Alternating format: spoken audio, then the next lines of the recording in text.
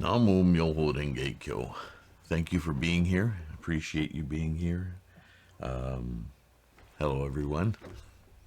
We are continuing with Nichiren's, I was going to say deep dive, but he's really kind of doing a summary of the last 7 chapters of the essential teachings of the Lotus Sutra. And he spent quite a bit of time on the Dharani chapter here. And I think as he's outlining it, he's pointing out that the Dharani chapter is really focused on the mental influences in samsaric life. Remember, the essential teachings are all about how to practice, and a big part of how we practice Lotus Sutra Buddhism is understanding keenly our mental influences and distractions, and the way we can use our minds, our mental acuity, to not only detect and observe those phenomena as they move us around in our world of greed, hunger, and animality, and avarice, and anger, and foolishness, but that the practice of Myoho Renge Kyo is ultimately our great filter, our I guess filter is a good word to use.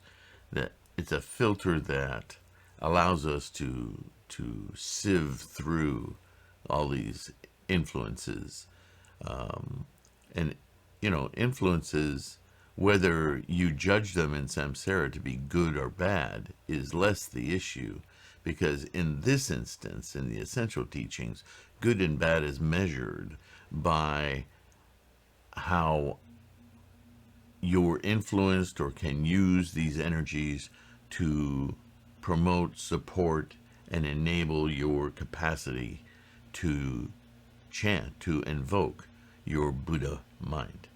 And anything that distracts from that then is bad. So it's a different idea of good and bad for the mind is different than good and bad for the body, right? So anyway, he continues, and we're just about to get out of this summation of the Dharani, and we'll get to the King Wonderful Adornment chapter. So let's finish this up and see where we go. Among the 10 directions, all the people in Japan aspire to the West. Among all the Buddhas, they revere Amida Buddha, and among all practices, they invoke Amida's name. That's the Nembutsu, right? Some make these 3 concerns their basis, yet engage in other practices, while others devote themselves to the Nembutsu alone. In the more than 20 years since the 5th year of the Kensho era in 1253, up until the present, I have first clarified the Buddha's lifetime teachings in terms of their relative merit, greatly educated through the scholarship of Tendai, Mialo, Dengyo, right? The sequence of preaching, which came first and which is the ultimate, and profundity. And upon that basis, I have asserted the superiority of the Daimoku of the Lotus Sutra over the invocation of the name of Amida Buddha. Quite logically, right?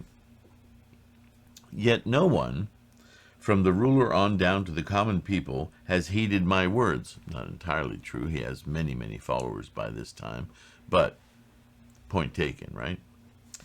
They have questioned their teachers about me, appealed to their lords, talked with their companions, and spoken to their wives, children, and retainers, so that rumors concerning me have spread to every province, district, village, and hamlet, as well as to their temples and shrines.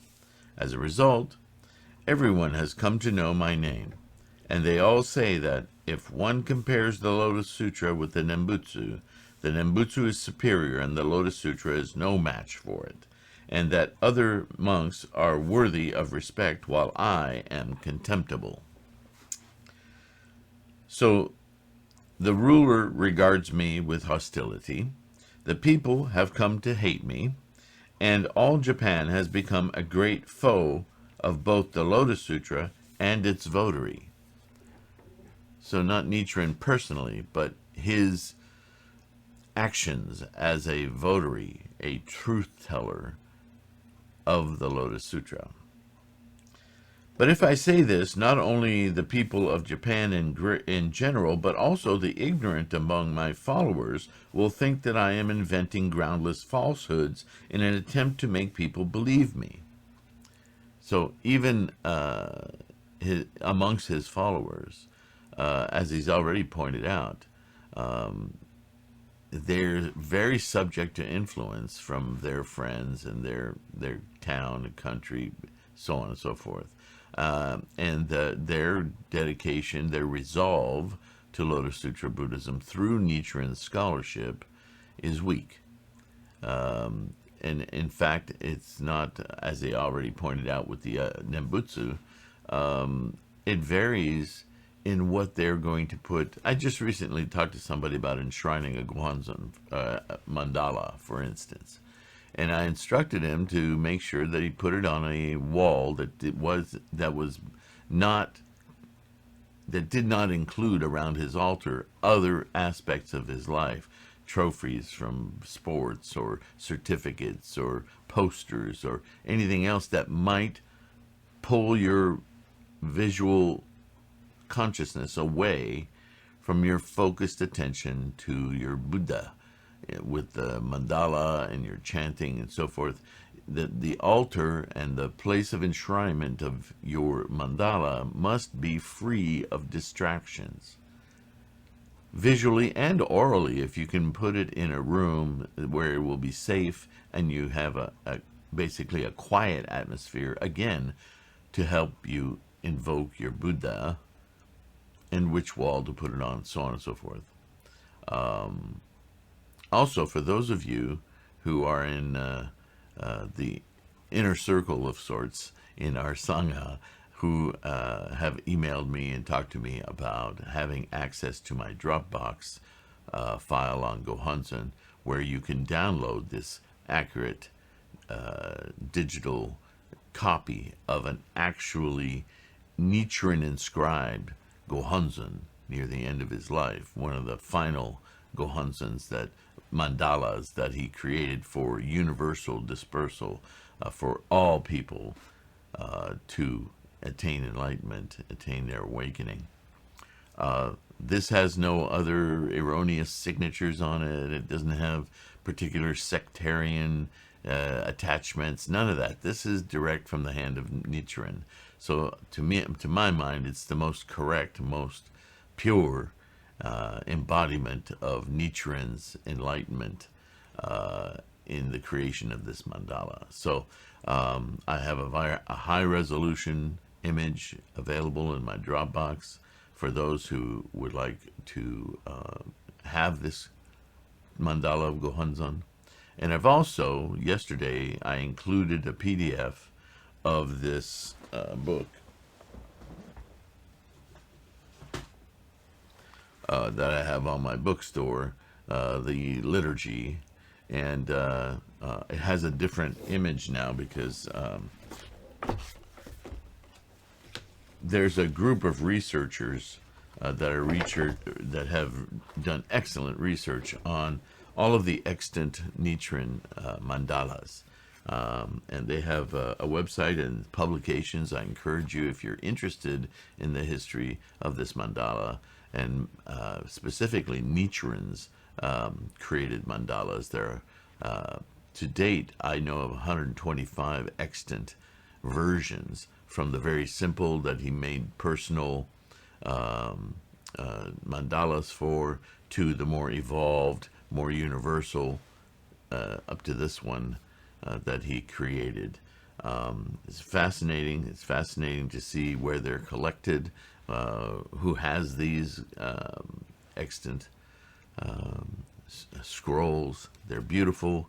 But if you're interested in that sort of thing, you want to look into it. One of the images I used on this book, and I later took it off of here and put, I think, basically that, my medallion for our school, our Sangha, because the gentleman whose claims copyright Nichiren's the copyright holder, but anyway, he published this image and he didn't like that I used it, so rather than contest his feelings toward that, I just took it off. So the book title is the same. It's the liturgy, and the reason that I did this is it's not that it's a great deal difference in this portion, but in this area, it's very cleaned up and true to Nichiren's teachings, without sectarian bias or organizations, not worshiping SGI or anybody else. It's simply Namo Myoho Renge-kyo and the teachings of the Lotus Sutra through the scholarship of Nichiren. And that's what I have back here. That's why the word prayer isn't used either. So it's a focused mental exercise, which is what we use meditation for now. Meditation is a very old word, predates Buddhism, but I'm not talking about those kinds of meditations. I'm talking about, strictly speaking, meditation being an inward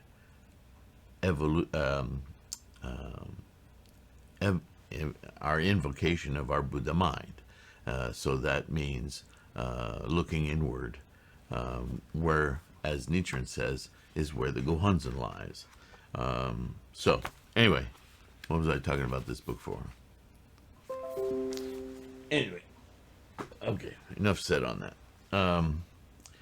I included a PDF of that entire book with the high-res images of the mandala, this final mandala.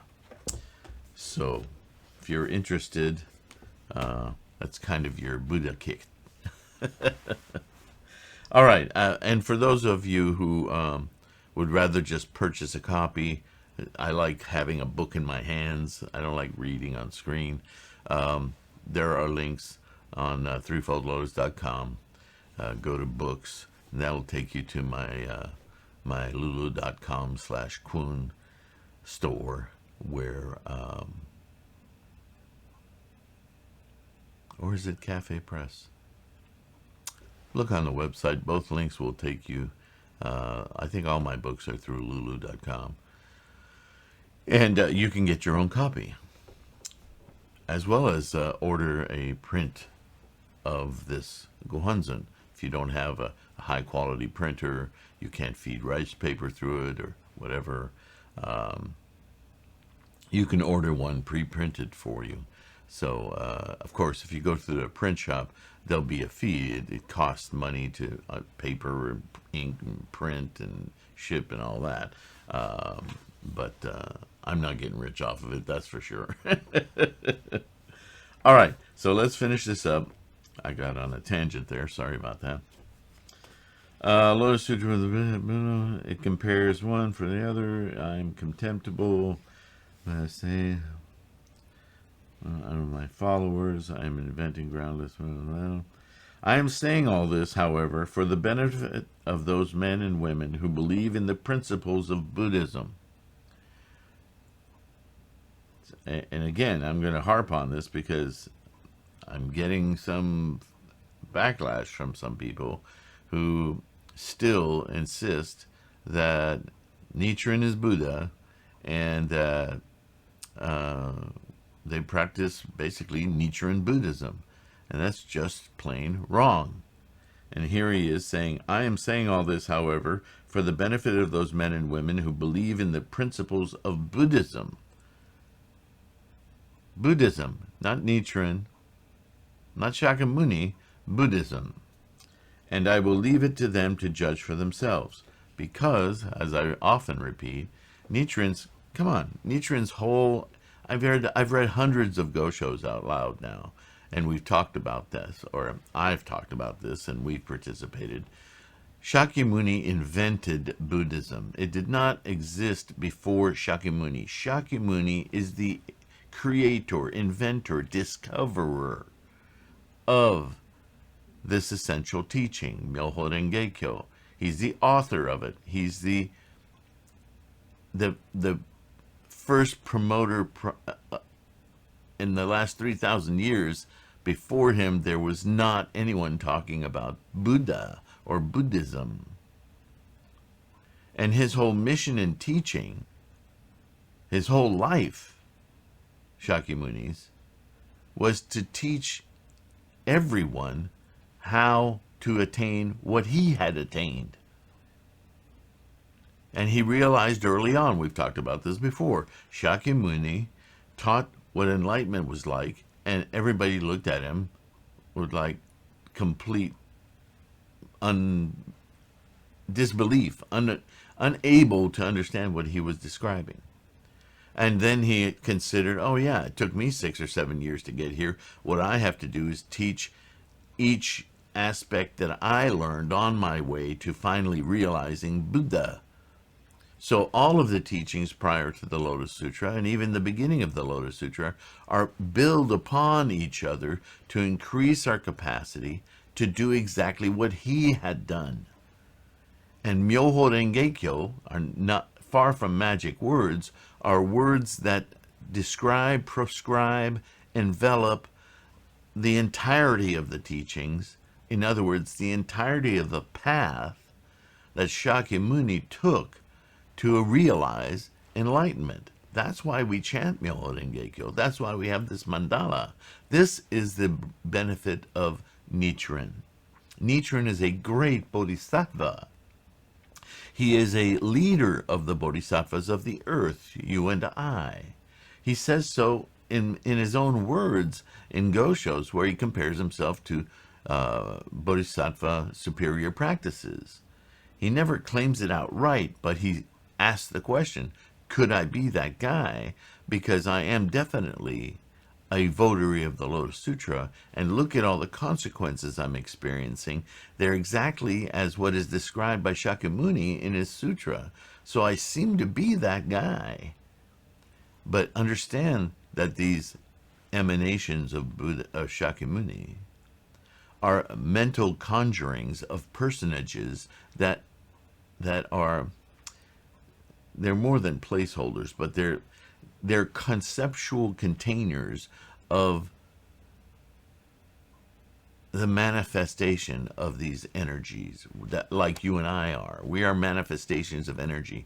And Shakyamuni knew that in the latter day of the law, when this mess of confusion and distraction is going on, there will be a person in this time who will accomplish and fit the bill, so to speak, who will do these things, and they're sure to incur this kind of wrath and resistance, because they will be shaking up the improper, erroneous views and thoughts of the masses.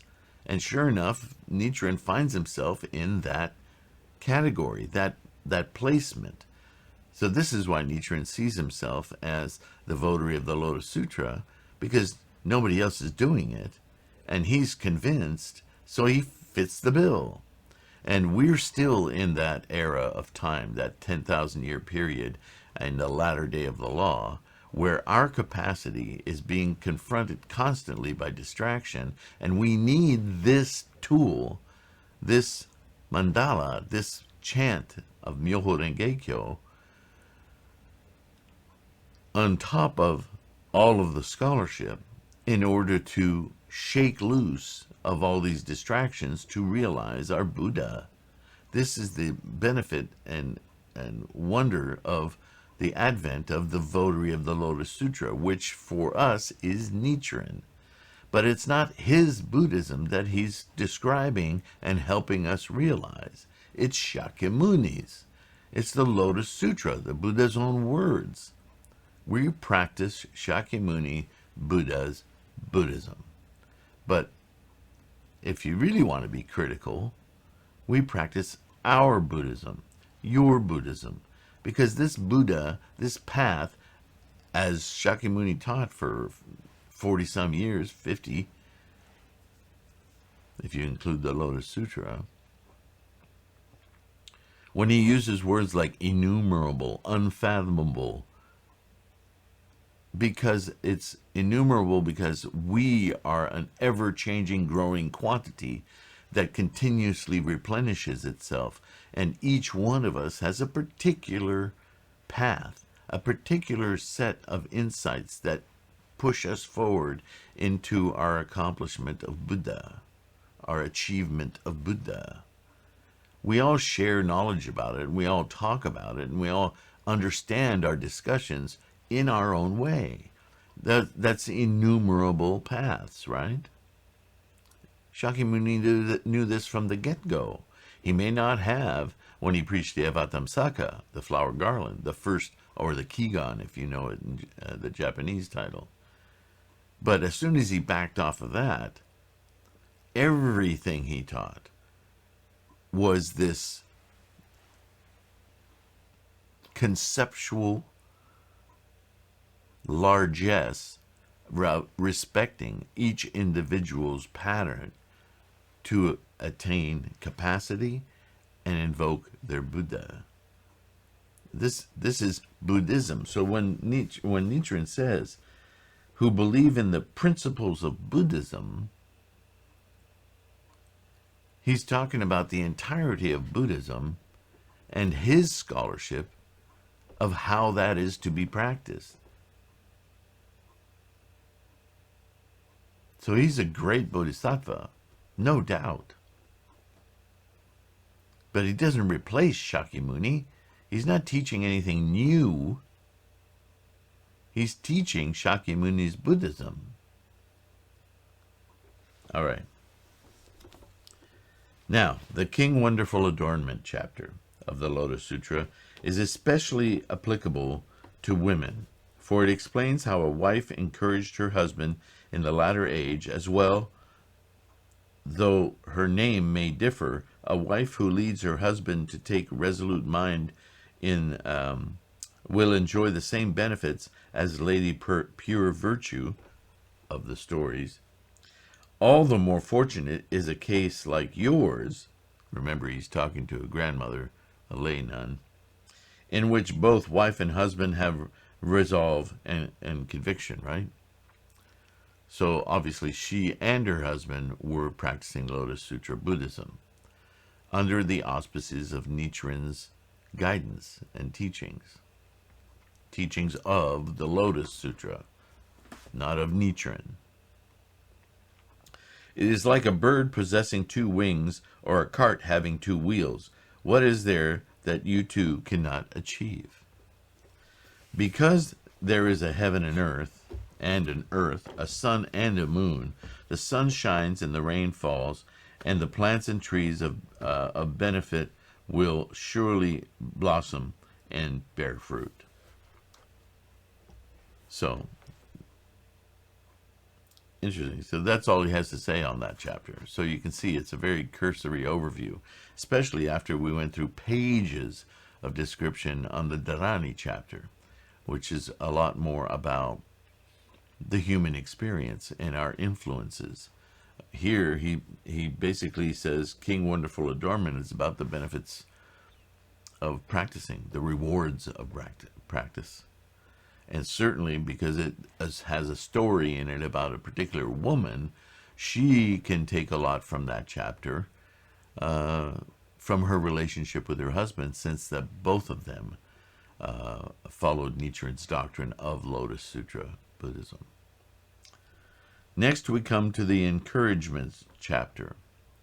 Though there were many monks among the disciples of Shakyamuni Buddha, Mahakashyapa and Ananda always accompanied him on his right and left, just like the ministers of the right and left who attend the ruler. This was when the Buddha expounded the Hinayana Sutras, early teachings.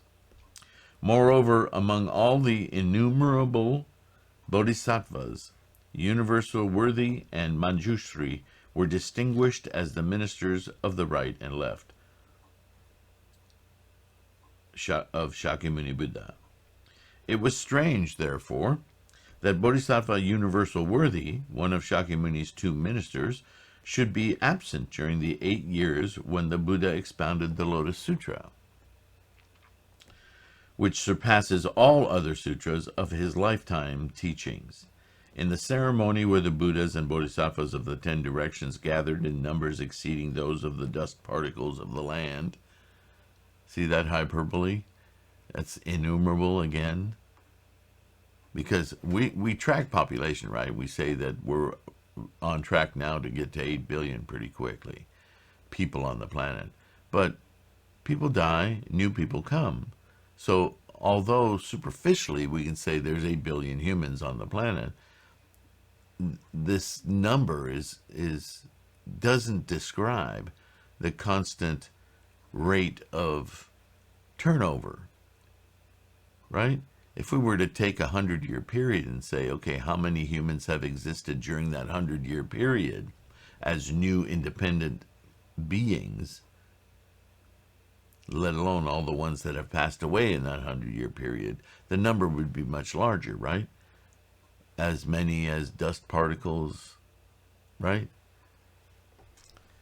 But when the King Wonderful Adornment chapter had been expounded and the preaching of the Lotus Sutra was drawing to a close, Bodhisattva Universal Worthy came hurrying belatedly from the land of the Buddha, King Purity of Jeweled Dignity and Virtue, in the East, accompanied by the sounds of 10,000 million musical instruments and leading a retinue of countless numbers of the 8 kinds of non-human beings, probably fearing the Buddha's displeasure at his tardy arrival. He assumed a serious expression and pledged in all earnest to protect the votaries of the Lotus Sutra in the latter age. The Buddha, no doubt pleased with Universal Worthy's extraordinary sincerity in vowing to spread the Lotus Sutra throughout the continent of Jambudvipa, the world, thereupon praised him, more warmly, in fact, than he had earlier praised the other bodhisattvas of higher rank. It is no ordinary thing for a woman in the latter age to have resolved to make an offering to each of the 28 chapters of this wonderful Lotus Sutra. At the ceremony of the Treasure Tower chapter, the Thus Come One Many Treasures and Shakyamuni, the Buddhas of the 10 directions, and all bodhisattvas gathered together.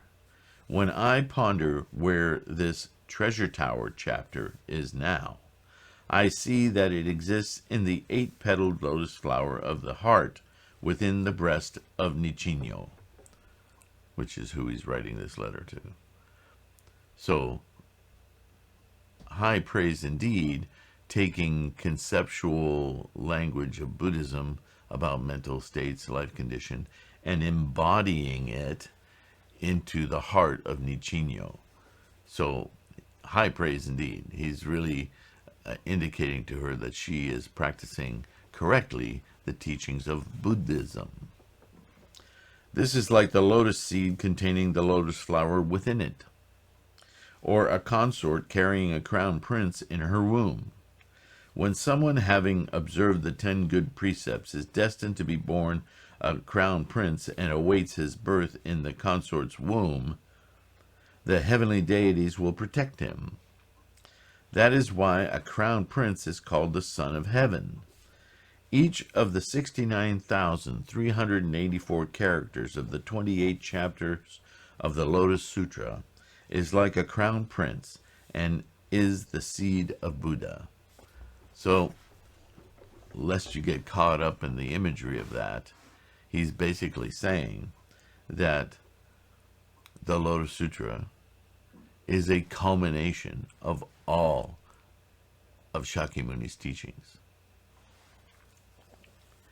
That each character of the Lotus Sutra is in itself a cause for Buddha, because it is built on all this previous scholarship. So the meaning, the path, the description of Shakyamuni to us, ordinary folk, of his path toward this Myoho Renge Kyo is all of it, all of the teachings. This is the import of the Lotus Sutra. On its own, it represents his aha moment, his realization of Buddha.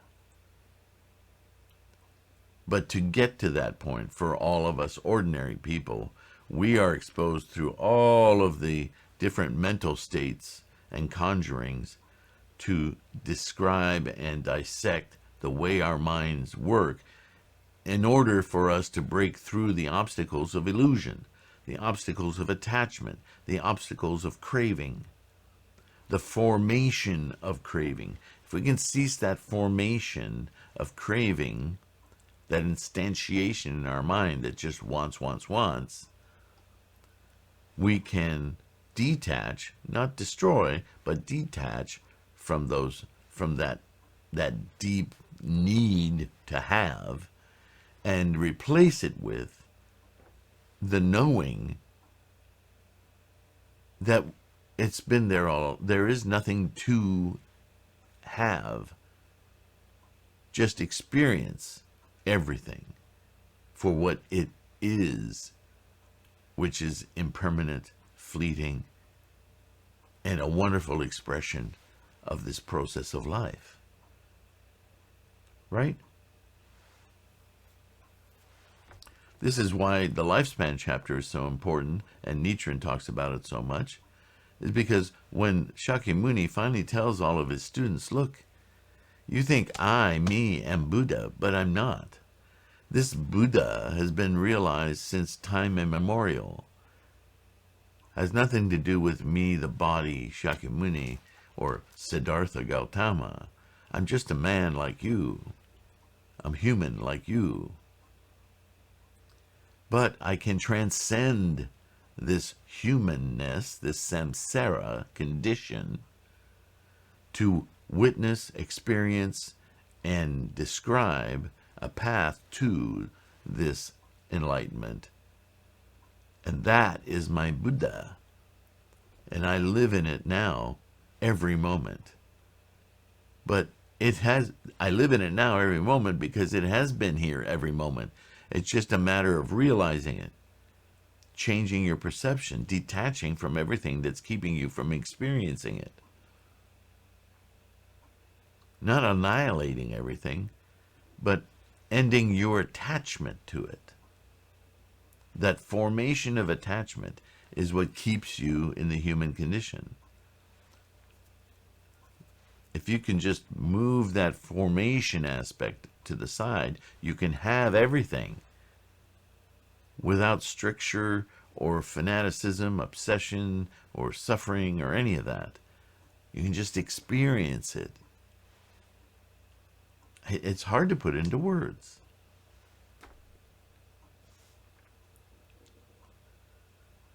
This is like the lotus seed containing the lotus flower within it, or a consort carrying a crown prince in her room.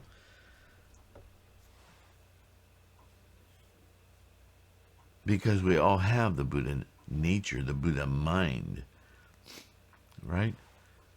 It's not a human trait. It's a mind trait.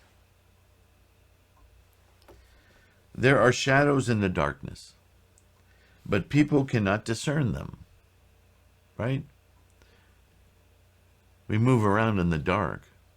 We still cast a shadow, but our eyes are not able to discern the shadow from the darkness.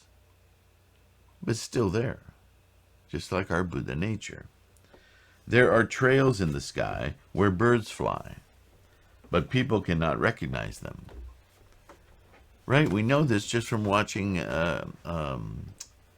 great shows on nature, talking about ants and bees and how they all seem, even though a bee travels all zigzagging all over the place to get to flowers to pollinate, the other bees will follow that same exact path. They won't find a shortcut or look for a shortcut. They may find a shortcut, but then the other ones will just follow that. How do they do that? What did they do in the sky? What did they do in the air? We don't see it. That's the limitation of our human condition. but they're there, just like our Buddha nature, our Buddha mind. There are paths in the sea along which fish swim, but people cannot perceive them. All people and things of the 4 continents are reflected in the moon without a single exception, but people cannot see them. But they are visible to the heavenly eye, the wisdom of Buddha. In like manner, ordinary people cannot see that the treasure tower chapter exists within the body of Nichinyo. But Shakyamuni, many treasures, and the Buddhas of the 10 directions perceive it. I, Nichiren, also presume this to be the case. How praiseworthy. Now, I'm going to point something out once again to those who still want to adhere to that propaganda out there that Nichiren is the original Buddha. Listen to what he says. He says the Buddhas of the 10 directions perceive it. They can see the Buddha nature, the treasure tower, the Go Honzon, in every living thing, every sentient being, and insentient, but to the point of this story. He's talking to Nichinyo, and he's saying, you have within you the treasure tower. All Buddhas can see it. I, Nichiren, not being a Buddha, I, Nichiren, also presume this to be the case. So he's sold. He understands, each of us, like I do, that each of us has Myoho Renge Kyo. I presume it to be. But I don't see it directly like Buddhas do. Because again, I, Nichiren, a man who is tasked with the mission of votary of the Lotus Sutra, am a great teacher, a great facilitator, a great, another word for all that, bodhisattva, helping everyone to attain their Buddha mind.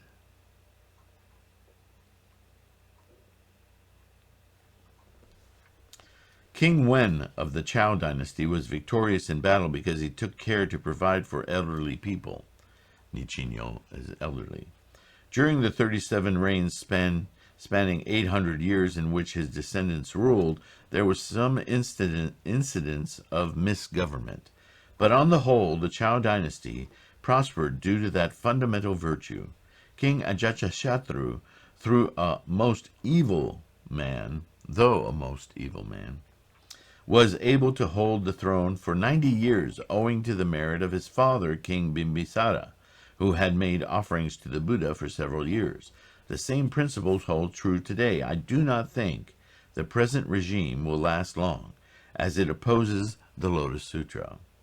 Yet, probably because of the excellent leadership of the late acting administrator and the former governor of Musashi, who became a lay priest or lay monk, it appears to be secure for the time being. But in this case, too, the present government will eventually collapse if it continues its enmity toward the Lotus Sutra. The government officials mistakenly think that while the Nembutsu monks are friendly to the Lotus Sutra, Nichiren is hostile to the Nembutsu, and they claim to be, in both teachings, I, Nichiren, say in rebuttal, if nothing is vitally wrong with the present government, then why have such unprecedented epidemics, famines, and wars broken out? Why have the authorities twice subjected the votary of the Lotus Sutra to grave punishment without allowing him to confront the other schools in open debate?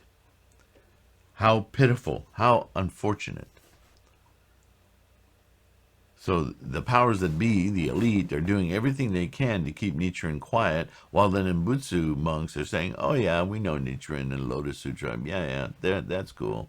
But their mouths are not mirroring their actions, right? That's just politic. Even under such circumstances, As a woman, you have inherited the life of the Lotus Sutra, Nichinyo. In fact, if you have inherited the life of the parents of Shakyamuni, many treasures, and the Buddhas of the 10 directions, is there anyone else in the entire land of Jambudvipa who possesses such good fortune? With my deep respect, Nichiren. So, in her struggles, Nichinyo has been a consistent supporter of Nichiren, along with her husband.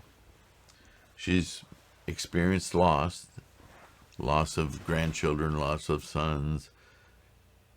She, like everyone else in Japan, she's also suffered through the famines and all of the civil wars and so forth going through Japan. And, in that kind of a situation, we today have our own situation. We have innumerable amounts of propaganda weighing on our consciousness all the time. When will nuclear war happen? When will North Korea decide it needs to spread its fanaticism? When will the world right now is so unstable and so angry, right? Very divided, from the fanatically devout politically to the iconoclasts and the rebellions and the intellectuals who see the things wrong but are powerless or don't exercise power in order to overturn the authoritarianism and dictatorship of the day, which is just growing throughout the world. We've witnessed a lot in our respective countries of just just this pandemic that we've been going through has really shown us the division of mentality in people, right? Whatever you want to call it, from fake news to willful ignorance. How could we even say those two words together? Willful ignorance. Think deeply about what that implies. Think about the nature of attachment in that statement. Think about how forcefully people delude themselves without ever questioning what they think or what they believe. It's very frightening. We live in a very unstable time. And there's every indication that it's going to get worse. How do we find hope? I don't normally like that word, but I think it can be used for a Westerner here. In other words, how can we find some positive, life-affirming truth to motivate us forward, to motivate our lives to work toward a truth? How can we idly say happiness when so much of the world is about misery and power and violence? It's tough. And I say all of this because I believe that as we focus on our mandalas and chant Namo Myoho Renge Kyo, we are doing something exceptional, something truly, truly rewarding and difficult in the face of all these obstacles of a human condition. It's heroic. It's heroic to practice Myoho Renge Kyo. So I strongly encourage you to keep working heroically to attain your Buddha-ness. All right? And that is the end of that Go Show. I'll see you in the next one, I hope. You can download this, like any of these videos, as oral podcasts from wherever you get your podcasts. The Buddhahood Podcast is the name of the podcast. I hope you do so. I think for a lot of us, we're very busy people, and having something we can listen to while we do other things, that we can gain inspiration from, which I hope this helps create that for you. It's very popular. It's had thousands of downloads, the podcast itself. So thank you for that. Thank you for the support. You see it in the placards in this video, so I don't need to do the YouTuber thing. Just know that I deeply appreciate your participation and your support. I certainly, this channel doesn't exist without you guys, so thank you. Namo Myoho Renge Kyo. Till the next time. Bye for now.